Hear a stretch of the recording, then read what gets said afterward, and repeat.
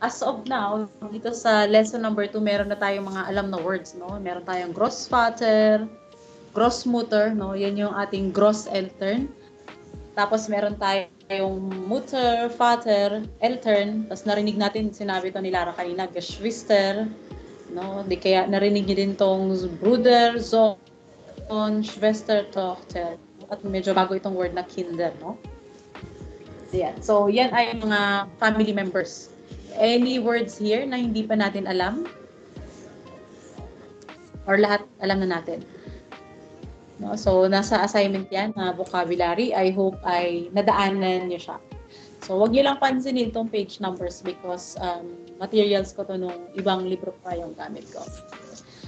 So, meron tayo dyan, sila Großvater at hanggang kay San, yan ay mga lalaki, di ba? And then kay Oma, hanggang kay Tochter, yan ay babae. At itong mga nandito sa third column natin ay mga plural. So, naka-organize yun ng ganyan because sa German, laging naka-organize sa 4 na categories ang mga nouns. No? So, ano-ano ba yung mga 4 na categories na yan? So, meron tayong tinatawag ng masculine, paglalaki, no? So, masculine. Meron tayong feminine. So, yan ay mga lahat. May kinalaman sa babae. At meron tayong neutral. So, neutral, walang gender. For some reason, hindi ko to alam. Kahit siguro itanong nyo sa mga partners niyo bakit ang baby at ang kind ay neutral. Baka hindi rin nila ma-explain. Pero sa German language, ay kino-consider na neutral ang baby or ang bata. No? Baby ay yung baby at kind ay child. No? And then, plural naman itong Großeltern, Eltern, Geschwister at Kinder. So, bakit ito important? So, mamaya makikita natin sa text na babasahin natin sa course book, yung possessive pronoun. No? Yung mga possessive pronouns sa Germans ay dependent dito sa 4 na ito. Kung yan ay masculine, may sariling possessive pronoun yan. Ganun din kay feminine, kay neutral at plural. Di ba sa English, yung my, halimbawa, my father, ang possessive pronoun natin dyan ay my, no? Para sa akin, my. My mother, my father. Sa German, yan ay mine, no? Mine. Mine kapag masculine at saka neutral, no? So dito na tayo medyo memorize ng kaunti. At mine, look at the spelling ha, nauuna yung e sa i kapag mine. Tapos pag feminine at saka plural, yan ay may ending na e, mine. Makikita nyo, all throughout our lessons, medyo consistent when it comes to endings itong si feminine at plural. Medyo laging may ending na e. And then minsan pareho ang pronoun kay masculine at neutral. Pero for now, dito muna tayo sa akin. My, akin, or aking. Aking, no? So, ano magiging itsura niyan kapag kasama na yung noun, no? So, ang ating possessive pronoun ay mine, plus ito yung ating masculine na considered, plus ito yung mga nouns na considered as masculine. Mein Großvater, mein Vater, mein Bruder, mein Sohn. Lahat yan ay masculine. Meine Oma, meine Mutter, meine Schwester, meine Tochter. Lahat yan babae. Therefore, ang ating possessive pronoun ay meine. Pagdating naman dito sa neutral, mine lang. Walang ending na e. So, mine baby, mine kind. Plural, may e ulit na ending.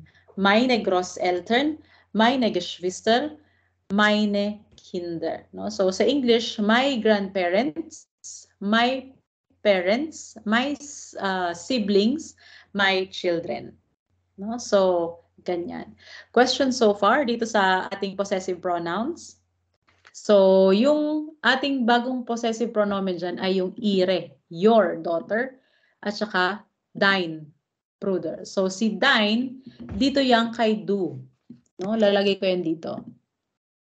Dein Bruder. So, nakalagay siya dyan sa masculine dahil si brother ay lalaki. So, same din yan dito kay mein Vater. Dito yan sa taas. Diba? And then, si ihre, take note, naka-capital letter I yan. Because yan ay formal. Ihre Tochter, dito yan kay si. No? Your daughter. Meine Enkelin, feminine. So, dito yan kay, ayan, dito na pala. No? So, yan. So, again, kung titingnan nyo, Entschuldigung, si ihre Tochter yan ay feminine, di ba? So, dapat dito yan sa column ni feminine. So, si do natin, ang kanyang possessive pronomen ay dein. Pagdating kay feminine, yan ay magiging deine. Okay? Deine. So, sabihin natin, pwede natin sabihin deine Frau. Diba? Deine Frau. Look at the feminine, dito kay Tochter, ihre Tochter. Capital I, pero dito, ihr Bruder. Kita ang pattern? Mein, dein, ihr kapag masculine, ganun din yang kapag neutral. So, sulatan natin dito ng neutral. Neutral. So, lilitan ko na itong font natin dito para magkasya silang lahat.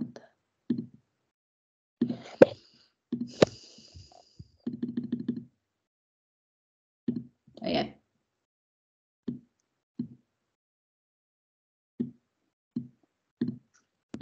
Teka lang ha. Ayan. So, si neutral, di ba sabi natin, ang neutral example niyan ay baby at saka kind. So, magiging mein baby, mein kind. So, neutral, tapos walang ending si mein. Dito naman, your baby, your child, yan ay magiging dein. Dein baby, dein kind. Kita? Dein, masculine, feminine, deine, neutral, dein. Paano naman dito kay C? Yan ay magiging ear. Ear baby, ear kind. Ear baby, ear kind. At kapag plural na yan, magiging siyang ganito. Ihre. Ihre babies. Ihre Eltern. Ihre Großeltern. Napuputol. Ayan. Kita? So, si C, ang possessive pronomen niya na your mother, your brother, yan ay ihr. Meron lang yang ire kapag feminine at saka kapag plural. Alas klar? Maliwanag tayo dito? Pagdating naman kay do, yan ay dein. Dein kay masculine, dein Bruder, dein din kapag neutral, dein baby, dein kind.